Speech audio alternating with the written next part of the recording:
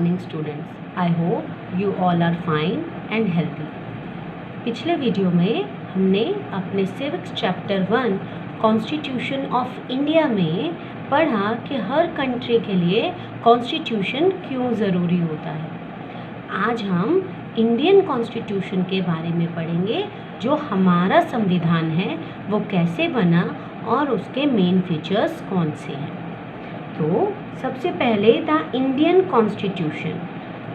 Constitution से पहले क्या बनी? The constituent assembly.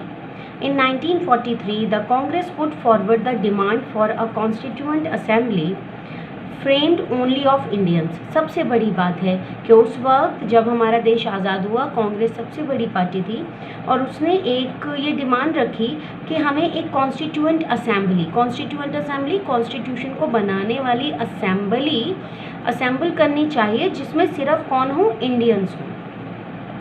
It was finally convened in December 1946 with Dr. Rajendra Prasad as its president.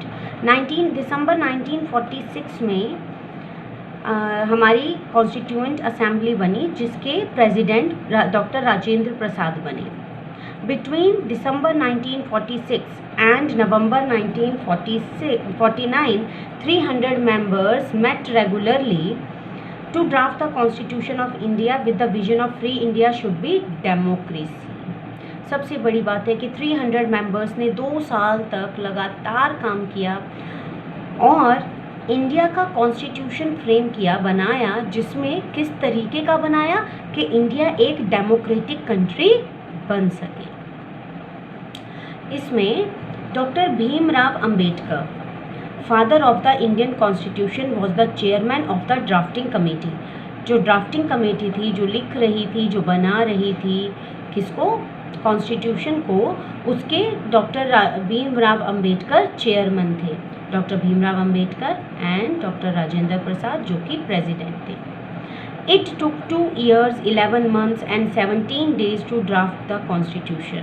Constitution को बनाने में 2 साल 11 महीने 17 दिन लग गए। And after a lot of deliberation it was approved on 26 नवंबर 1949। और बहुत सारी बहस के बाद, बहुत सारी मीटिंग्स के बाद हमारा कॉन्स्टिट्यूशन अप्रूव कर दिया गया 26 नवंबर 1949 में। ये हमारे इंडिया का प्रेम्बल है। प्रेम्बल मतलब फर्स्ट पेज, जिसके अंदर हमारे कॉन्स्टिट्यूशन की सोल क्या है ये बताई गई है। Challenges faced by the framers. इतने बड़े कंट्री का कॉन्स्टिट्यूशन लिखना कोई आसान काम नहीं था, तो जितने भी कॉन्स्टिट्यूएंट असेंबली के मेंबर्स थे, उन्होंने क्या क्या चैलेंजेस फेस करे कॉन्स्टिट्यूशन को लिखते हुए। Number of challenges confronted the framers while drafting the constitution. बहुत सारे चैलेंजेस आए उनके सामने। For most was the country made up of diverse community that spoke many languages, pursued different religions and practiced distinct customs and traditions.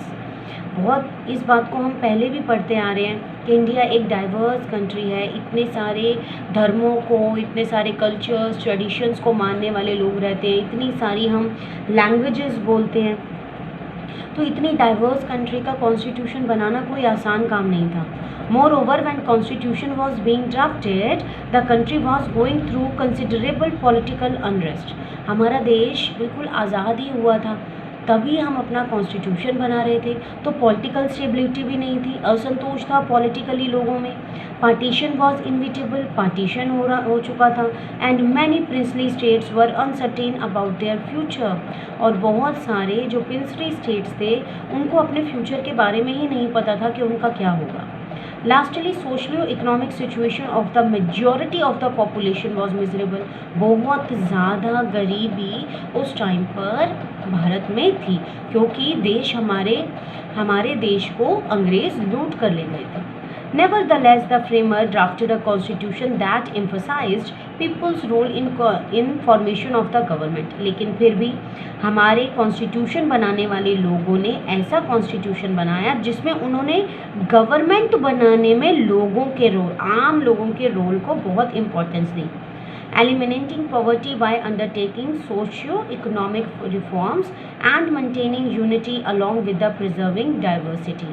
और उन्होंने किस बात पर ध्यान दिया कि उन्होंने सोशल इकोनॉमिक रिफॉर्म्स पर ध्यान दिया और मेंटेन करा कि हमारे यहाँ की जो डाइवर्सिटी है उसे कॉन्स्टिट्यूशन में बनाए गए लॉ से कोई भी खतरा ना हो जाए। अब features of the Indian constitution, बहुत ही इंपॉर्टेंट है कि हमारे कॉन्स्टिट्यूशन के फीचर्स क्या क्या हैं। The constitution came into effect on 26 जनवरी 1950। 26 जनवरी 1950 का हमारा कॉन्स्टिट्यूशन लागू कर दिया गया, जिसको हम गणतंत्र दिवस के रूप में, रिपब्लिक डे के रूप में मनाते हैं हर साल। It is perhaps the longest and the most executive constitution in the world. दुनिया का सबसे बड़ा और सबसे सटीक कॉन्स्टिट्यूशन हमारा है। Since its adoption the country has undergone major changes in political, social and economic arena. जब से हमने अपना कॉन्स्टिट्यूशन लागू करा तब से बहुत सारे कंट्री में चेंजेस आए हैं। Accordingly changes were made from time to time in the constitution by making amendments to the existing laws. उसी तरीके से जैसे कंट्री में चेंज आते रहे, ऐसे ऐसे जो लॉज थे जो पुराने होते गए उनको अमेंड अमेंड करने का मतलब होता है लॉ को पूरी तरह चेंज नहीं करना, पर उसमें क्या कर देना, कुछ सुधार कर दिया जाना। तो बहुत सारे अमेंडमेंट्स कर दिए गए लॉज में और उनको क्या किया गया, कॉन्स्टिट्यूशन को अपग्रेड करते रहे। Now let us look at some of the principal highlighted in our constitution. अब हमारे कॉन्स्टिट्यूशन के मेन प्रिंसिपल्स क्या हैं वो हम पढ़ेंगे। The constitution begins with the preamble that states the ideals which acts as a guideline for the policy makers. जितने भी लॉ हमारे यहाँ पे गवर्नमेंट, जो भी गवर्नमेंट आती है, जो भी पॉलिसीज़ बनाती है, तो जो हमारा प्रेम्बल है वो क्या करता है, आइडियाज़ को और गाइडलाइंस को क्लियर करता है हमारे पॉलिसी मेकर्स के लिए। दीज आइडियल्स और प्रिंसिपल आर एज फॉलोज। तो वो हमारे आइडियल्स और प्रिंसिपल्स क्या हैं, उसमें से पहला आज हम पढ़ रहे हैं वो है federalism. India is a land of diversity which has 2 level of government, the state government and the central government. India क्या है बेटा, डाइवर्सिटी वाला लैंड है और हमारे यहाँ 2 तरह की गवर्नमेंट होती है, स्टेट गवर्नमेंट और central government. Both the centre and the state draw power from the constitution. Centre को भी और स्टेट को भी क्या मिली हुई हैं, कुछ पावर्स मिली हुई हैं कॉन्स्टिट्यूशन की तरफ से। The union, state and concurrent list deals with the powers and functions of the each level. तो बेटा the union, the state and the concurrent list, ये बहुत ही इंपॉर्टेंट है तीनों। ये क्या करती हैं, ये पावर्स और फंक्शंस को बताती हैं डिफरेंट लेवल पे। कौन से पावर्स और फंक्शंस, जो स्टेट्स और सेंट्रल गवर्नमेंट के पास होती हैं।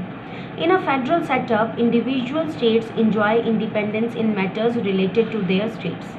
जब भी कोई स्टेट गवर्नमेंट है फेडरल सेटअप में, वो क्या करता है, उनके पास अपने ही क्या होती हैं, फ्रीडम्स होती हैं जिनको वो इंजॉय करते हैं। On matters of the international importance they have to follow orders of the central government। State के अंदर में कोई भी रूल रेगुलेशन लागू करना है, कुछ भी करना है, वो स्टेट गवर्नमेंट कर सकती है। लेकिन अगर उन्हें फॉरेन मैटर में यानी दूसरी कंट्रीज़ के साथ कुछ डील करना है किसी स्टेट को, तो उसको सेंट्रल गवर्नमेंट के ऑर्डर्स को फॉलो करना ही पड़ेगा।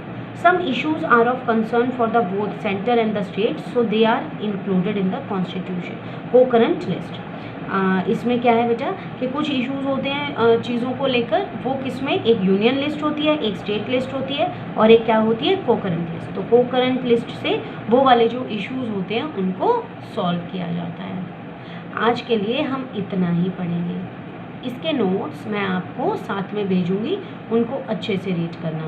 Please like and share this video.